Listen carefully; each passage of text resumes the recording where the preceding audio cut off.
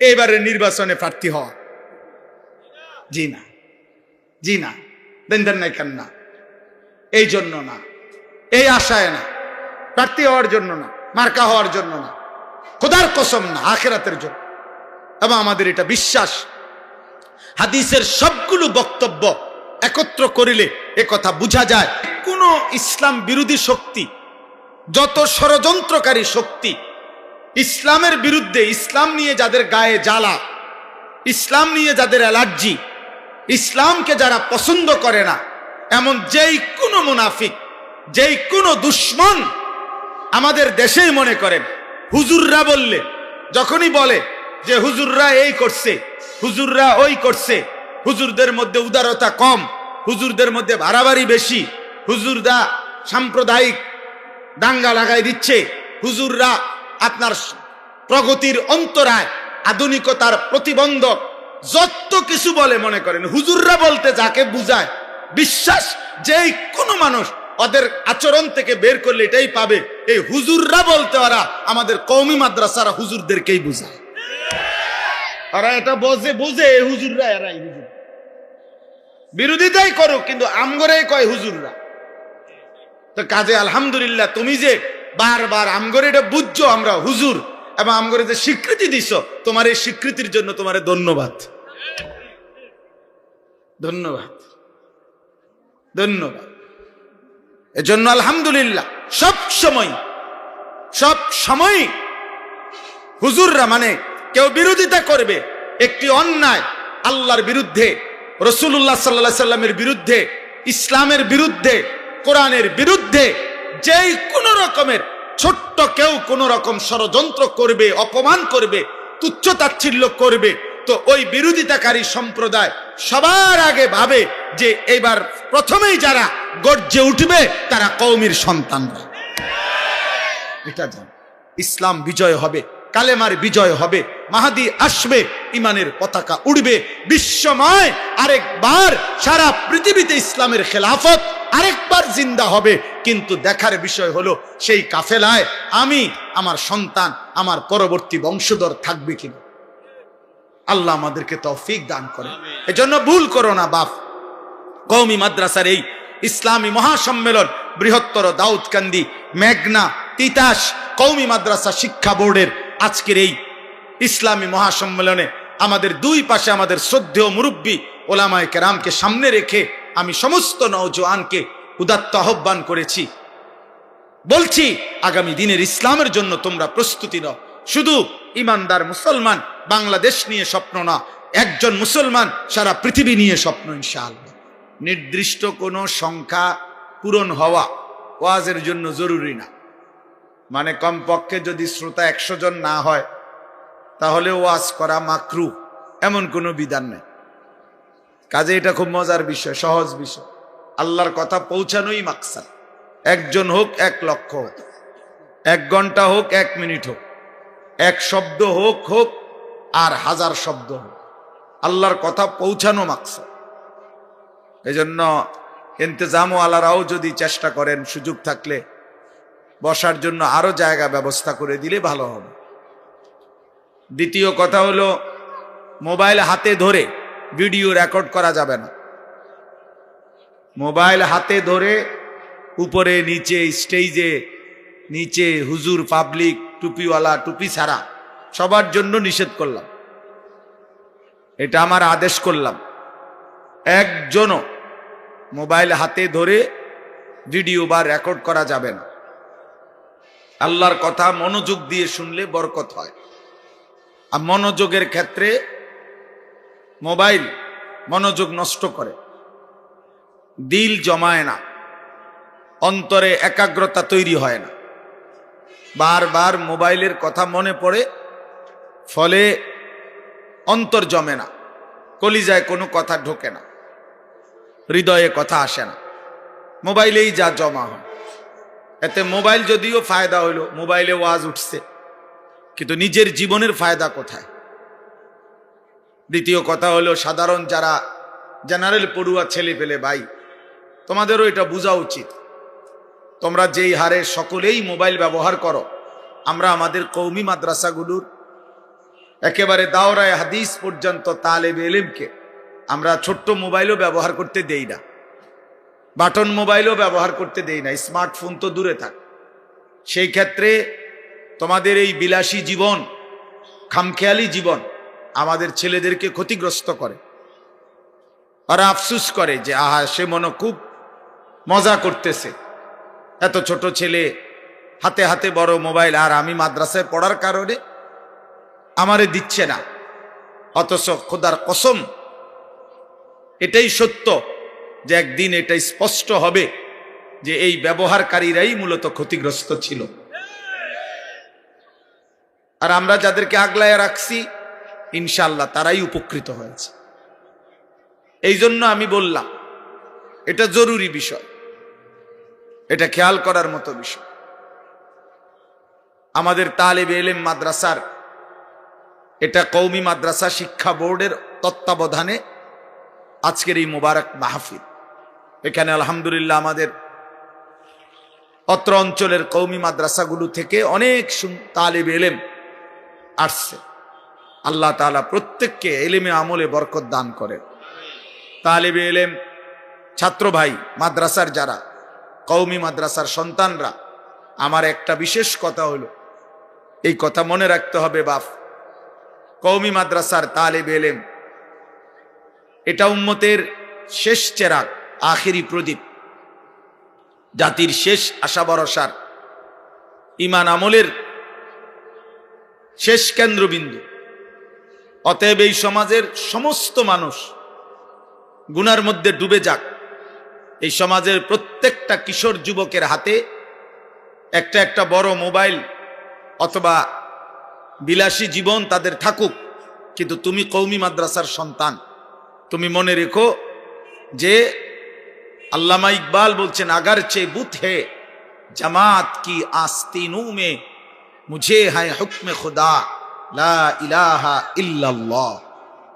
একজন মুমিনের ঈমান হবে এমন, ঈমানদার বলবে যে যদি আমার এলাকার, পাড়ার, মহল্লার, আমার সম্প্রদায়ের প্রত্যেকের কাছে কাছেই মূর্তি থাকে, আর এই সমস্ত মূর্তির মাঝখানেও যদি আমাকে দাঁড় করায়, আমি সেই মূর্তির স্তূপের মাঝে দাঁড়িয়েও বলবো লা ইলাহা ইল্লাল্লাহ, আমি আল্লাহ ছাড়া অন্য কাউকে মানি।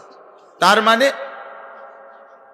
চারিদিকের লক্ষ কোটি কিশোর যুবক মোবাইল ব্যবহার করুক, এর মাঝখানে দাঁড়ায়ও তুমি ঘোষণা দাও যে আমি কওমি মাদ্রাসার তালেবে ইলম, আমি আল্লাহর কোরআন পড়ি, আমি রসুলের সুন্নাহ পড়ি, আমি স্বপ্ন দেখি, নিজের স্বপ্ন দেখি আগামী পৃথিবীর, আমি স্বপ্ন দেখি আগামী পৃথিবী বদলাবার। এজন্য আমি দুশ্মনের ফাঁদে ভেসে যাব না, বরং ইনশাআল্লাহ দুশ্মনের ফাঁদ থেকে আমার জাতিকে আমি ফেরাবো ইনশাআল্লাহ। তাহলে ভাইয়া, তোমরা যদি মোবাইলে আসক্ত হও, মোবাইল যদি তোমাদের পছন্দ হয়, কোন জেনারেল পড়ুয়া ছেলের চলাফেরা, চুল, তার বিলাসী মেয়ের সাথে গল্প গুজব, হাসি ঠাট্টা আর হারাম বিনোদন দেখে যদি তোমার আফসুস হয়, তো মনে রাখো মাদ্রাসায় না পড়লে ভালো ছিল, পাঞ্জাবি না পড়লেই ভালো ছিল, টুপি মাথায় না দিলেই ভালো ছিল। এলেমের সাথে এত বড় অপমান করা ঠিক হলো না, বরং কথা ছিল এই, মাদ্রাসার তালিবে ইলম নিজেকে গড়বে, হাজারো মানুষকে আল্লাহর দিকে ফেরাবে, গুনার রাস্তা থেকে ফিরাবে। এই জন্য আমাদের আসলাফ ও আকাবির এটাই করে গেছেন। আমাদের দারুল উলুম দেওবন্দ মাদ্রাসা এটা শুধু একটা মাদ্রাসা না, এটা একটা ইতিহাস, এটা একটা ঐতিহ্য, এটা একটা ফিকির, এটা একটা মতবাদ, এটা একটা চেতনা, এটা একটা আন্দোলন, একটা সংগ্রাম, একটি আলোর মিনার, একটি চেতনার বাতিঘর। এই পৃথিবীতে, সারা পৃথিবীব্যাপী যেখানেই মানুষের অস্তিত্ব আছে, আলহামদুলিল্লাহ ওলামায়ে দেওবন্দের কওমি মাদ্রাসার খেদমত সেখানেই আছে, সেখানেই আছে। উম্মতের হার তবকার উপরে ঈমান ইসলামের প্রত্যেক শাখা, আলহামদুলিল্লাহ এমন কোন শাখা নাই, নবী জীবনের 23 বছরের সব শাখায় ওলামায়ে দেওবন্দের মেহনত আছে, খেদমত আছে, ফিকির আছে। এটা আমাদের ইতিহাস। এই পৃথিবীর কারো বক্তৃতা দিয়া, কারো হুঙ্কার দিয়া, কারো জুলুম আর নির্যাতন দিয়ে, 2-4টা গুলি দিয়ে আমাদের এত বড় ইতিহাস, 160 বছরের আমাদের দেওবন্দের ইতিহাস, কওমি মাদ্রাসার ইতিহাস, কাসেম নানুতুবির সেই রেখে যাওয়া আমানত 160 বছর ধরে গোটা পৃথিবীময় আলো দিচ্ছে, আলো ছড়াচ্ছে। এটা কারো 2-4টা ধমক হমক আর ষড়যন্ত্রে নিববে না ইনশাআল্লাহ, কোনোভাবেই না, কোনোভাবেই না। এই জন্য কওমি মাদ্রাসার তালিব এলেম কোনোভাবেই আশপাশের কারো দ্বারা, প্রিয় ভাই, প্রিয় সন্তান, প্রভাবিত হইও না, বরং তোমার ঈমান, তোমার আখলাক দ্বারা যেন অন্যে প্রভাবিত হয়, অন্য যেন প্রভাবিত হয়। আমিও বললাম, একসাথে অনেক তালেব এলেম দেখলাম, হীনমন্যতায় ভুগো না, হীনমন্যতায় ভুগবা না, কাপুরুষতায় ভুগবা না যে আমাদের সার্টিফিকেট কই, না লাগবে না সার্টিফিকেট। সার্টিফিকেট ওনারা বাতে খায়, আমরা সিরা খাই না, আমরা বাতে খাই। সার্টিফিকেট আমাদের লাগবে না। এত দুনিয়ার মূল্যায়ন, কোন ফাসেক ফুজ্জারের মূল্যায়নের তেমন কোনো পাত্তা নাই। দুনিয়াবি কোন অর্থলোভী, দুনিয়া লোভী, সম্পদশালী সে আমাদেরকে মূল্যায়ন করুক বা না করুক, এটার আমরা ধার ধারি না। তোমার মূল্যায়ন আমরা চাইয়ে না বেটাতে, মূল্যায়ন তো তার হাতে, আল্লাহর হাতে। ওয়ালিল্লাহিল ইজ্জাতু, সম্মান ইজ্জত আল্লাহ বলেছেন আল্লাহর জন্য, আল্লাহর জন্য। সম্মান তো তার কাছে। তো ইজ্জু মান তাশা ওয়া তুযিল্লু মান তাশা, আল্লাহ বলেছেন আমি যাকে ইচ্ছে করি সম্মানিত করি, আমি যাকে ইচ্ছে করি তাকে অপমানিত করি। তাহলে যিনি আসমানওয়ালা রব, তিনি তালেব এলেম, কোরআন পড়নেওয়ালা, রাসূলের সুন্নাহ পড়নেওয়ালা এমন মানুষকে মহান আল্লাহ সম্মানিত করেছেন কিনা বলেন? তো তার আপনি কি সম্মান করবেন? না আপনি বুঝেন কি? রাসূলুল্লাহ সাল্লাল্লাহু আলাইহি ওয়াসাল্লামের চাইতে এই কায়নাতের সর্বশ্রেষ্ঠ আর কেউ হতে পারে? তো তিনি কোরআন পড়নেওয়ালা, রাসূলের সুন্নাহ পড়নেওয়ালাকে মূল্যায়ন, সম্মান করেছেন কিনা বলেন? তাহলে আর কে সম্মান করত? আর কে সম্মান করত? আরশে আজিম থেকে যার জন্য পুরস্কারের ঘোষণা আছে, সে যদি আবার রাস্তার থেকেও খুঁজে, তাহলে এটা হবে কেমনে? তাহলে এটা ইনসাফ হবে কেমনে বেটা? যিনি মহান মালিক তিনি তো মূল্যায়ন করেছেন। এজন্য আমি আগে আপনাদেরকে বলবো, ভাই আপনাদের জন্য বলবো ইনশাআল্লাহ, 1 মিনিট, বাকি আমার তালেব এলেমদেরকে আমি আলাদা বলবো। আজকে ইদানিং কালে অনেক তালেব এলেম কিছু কিছু তোমরা ভাবতেছ এদিকে চলে গেলে ভালো হয়, ওইদিকে চলে গেলে ভালো হয়, ওইদিকে সার্টিফিকেট মিলবে। আমরা আল্লাহর রহমতে এ দেশে সারাদিন হাঁটি, সার্টিফিকেট আর সার্টিফিকেট ছাড়া, হ্যাঁ, বাতাস চাইলে কোনো পার্থক্য আর বিল্ডিং, দালান, টাইলস, দুনিয়ার ভোগ বিলাসিতায় পার্থক্য তেমন কিছু দেখি না, তেমন কিচ্ছুই দেখছি না এই পর্যন্ত। জিন্দিগি তো পথে পথেই থাকি, বাইরে বাইরেই থাকি।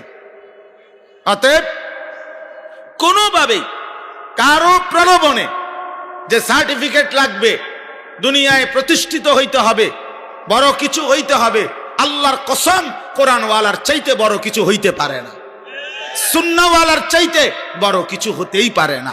অতএব যে তোমাকে বলছে কোরআন ছেড়ে বড় কিছু হইতে আসো, যে তোমাকে বলছে রাসূলের সুন্নাহ ছেড়ে বড় কিছু হইতে আসো, খোদার কসম সে তোমাকে ধোঁকা দিছে।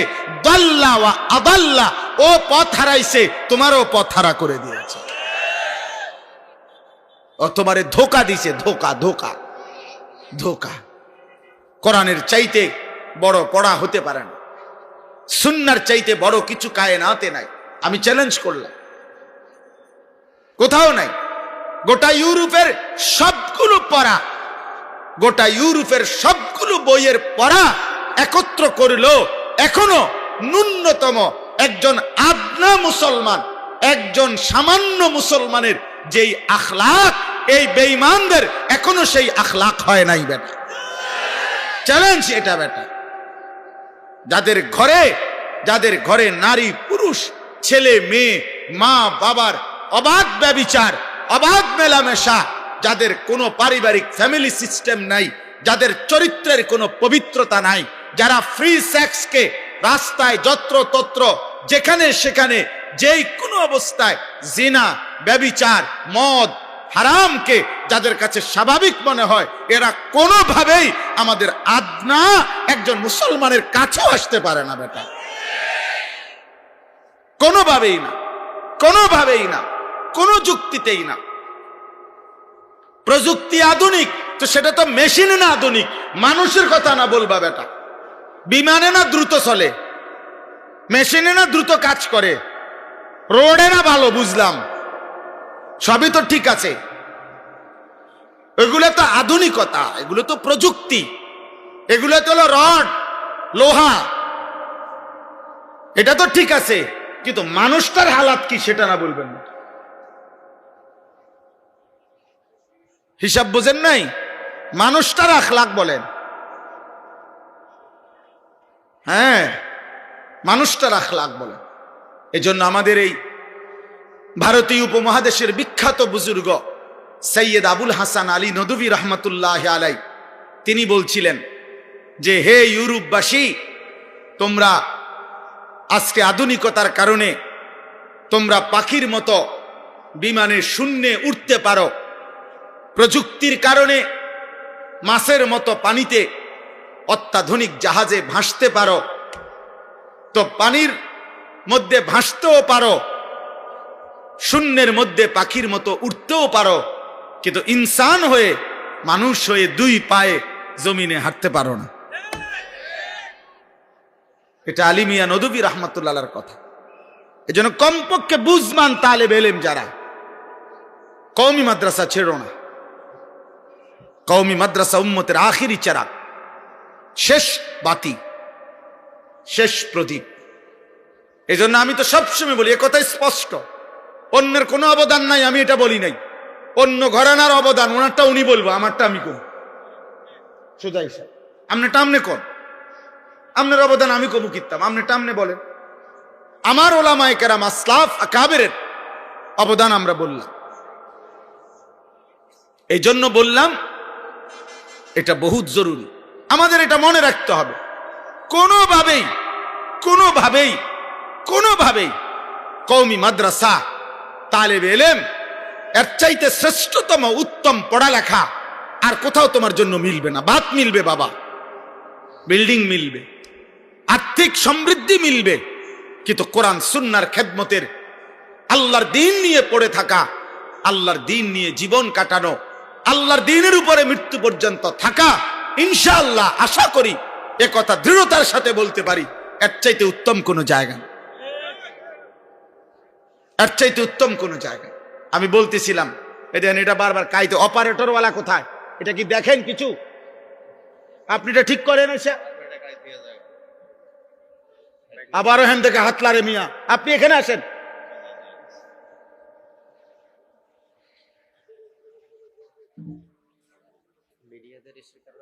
এগুলো খুলেন, এগুলো ফেলে দেন ওদের, এগুলো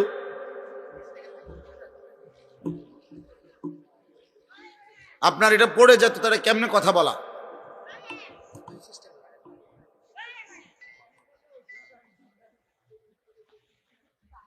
এই জন্য বললাম, আমি একটা সহজ কথা বলি, এখনো আমাদের বাংলাদেশে আলহামদুলিল্লাহ যেই কোনো ইসলাম বিরোধী শক্তি, যত ষড়যন্ত্রকারী শক্তি, ইসলামের বিরুদ্ধে, ইসলাম নিয়ে যাদের গায়ে জ্বালা, ইসলাম নিয়ে যাদের অ্যালার্জি, ইসলামকে যারা পছন্দ করে না, এমন যেই কোনো মুনাফিক, যেই কোনো দুশ্মন আমাদের দেশেই মনে করেন, হুজুররা বললে, যখনই বলে যে হুজুররা এই করছে, হুজুররা ওই করছে, হুজুরদের মধ্যে উদারতা কম, হুজুরদের মধ্যে বাড়াবাড়ি বেশি, হুজুররা সাম্প্রদায়িক দাঙ্গা লাগাই দিচ্ছে, হুজুররা আপনার প্রগতির অন্তরায়, আধুনিকতার প্রতিবন্ধক, যত কিছু বলে মনে করেন, হুজুররা বলতে যাকে বুঝায়, বিশ্বাস যেই কোনো মানুষ ওদের আচরণ থেকে বের করলে এটাই পাবে, এই হুজুররা বলতে ওরা আমাদের কওমি মাদ্রাসার হুজুরদেরকেই বুঝায়।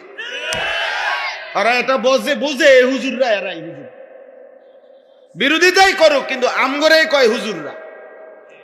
তো কাজে আলহামদুলিল্লাহ, তুমি যে বারবার আমগরে এটা বুঝছো আমরা হুজুর, এবং আমগরে যে স্বীকৃতি দিছ, তোমার এই স্বীকৃতির জন্য তোমার ধন্যবাদ, ধন্যবাদ, ধন্যবাদ।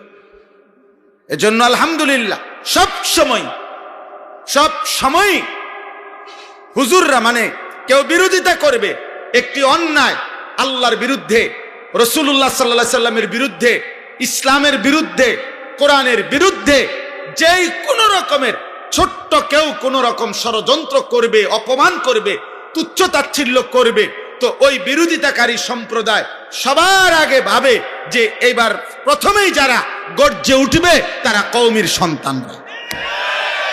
এটা জান। এজন্য আলহামদুলিল্লাহ আমাদের ইতিহাস আছে, আমাদের ঐতিহ্য আছে, আমাদের 160 বছরের ইতিহাস আছে। 1866 সনের 30 মে মাসের 30 তারিখ 1866 সনে দারুল উলুম দেওবন্দ, ইন্ডিয়ায় দেওবন্দ এলাকায় একটি ডালিম গাছের নিচে একজন শিক্ষক আর একজন ছাত্র নিয়ে কওমি মাদ্রাসার প্রথম যেই মাদ্রাসা প্রতিষ্ঠিত হয়েছে, আজকে 160 বছর, এই বছরে এখন এই 2025 শেষ হলেই 2026-এ পড়লেই 160 বছর হবে ইনশাআল্লাহ। আলহামদুলিল্লাহ, আলহামদুলিল্লাহ। আজ যদি দারুল উলুম দেওবন্দের যিনি শিক্ষা পরিচালক দেওবন্দ, ওইখানে ওনাকে যদি এখন জিজ্ঞেস করা হয় আপনাদের ছাত্র কতজন, ওনারা বলবে আমাদের জানা নাই। ইতিপূর্বে সাংবাদিক জিজ্ঞেস করছে দারুল উলুম দেওবন্দের নাজেম সাহেবকে, তালিমাতকে, আপনাদের ছাত্র সংখ্যা কত? বলছে আমাদের জানা নাই। বলছে এটা কেমন? আপনি শিক্ষা পরিচালক, আপনাদের ছাত্র সংখ্যা আপনার জানা নাই? বলছে এই জন্য জানা নাই, দারুল উলুম দেওবন্দ এখানে একটা গাছের গোড়া, কিন্তু এই গাছের ডালপালা সারা পৃথিবীময় ছড়িয়ে আছে। এই সারা পৃথিবীর সমস্ত কওমি মাদ্রাসা তো দারুল উলুম দেওবন্দেরই শাখা, আর আমাদের এই সব শাখায় কত মাদ্রাসা, কত ছাত্র, এগুলো আমি হিসাব দেব কেমনে? এগুলো আমি হিসাব দেব কেমনে? আলহামদুলিল্লাহ, আলহামদুলিল্লাহ। এই জন্য আমি উৎসাহিত করলাম আমাদের আসলাফ, আমাদের আকাবির, কাসিমুল উলুম আল খায়রাত হযরত মাওলানা কাসিম নানুতুবি রহমাতুল্লাহি আলাইহি দারুল উলুম দেওবন্দ যিনি প্রতিষ্ঠা করেছিলেন, সেই সময়ের 6 জন বিশ্ববিখ্যাত বুজুর্গ আকাবিরে সিত্তাকে সাথে নিয়ে তিনি বলে গেছিলেন যে কওমি মাদ্রাসার মূল ভিত্তি, কওমি মাদ্রাসার মূল চেতনা, কওমি মাদ্রাসার মূল পরিচয় 4টি। কয়টা? বলেন কয়টা? আজকের তালেবে ইলম তোমরাও জানো, তোমরাও শিখো। আত্মপরিচয় দামি। আমি জানি আমার আব্বা কি ছিলেন, তা আমি আরেকজনের বাপ দেখে আফসোস করার লাগে না। আমি জানি আমার আব্বা 43 বছর কুমিল্লা শহরে এক মসজিদে ইমামতি করছেন। এটা আমার বাবার ইজ্জত, এটা আমার বাবার সম্মান। কাজেই আরেকজনের বাপের 10,000 কোটি টাকা দেখে আমি ধোঁকা খাওয়ার কিছু নাই, ধোঁকা খাওয়ার কিছু নাই। এই জন্য বললাম 4টি মূলনীতি আমাদের কওমি মাদ্রাসার সংক্ষিপ্ত পরিচয়। কওমি মাদ্রাসা কি? কওমি মাদ্রাসার চেতনা কি?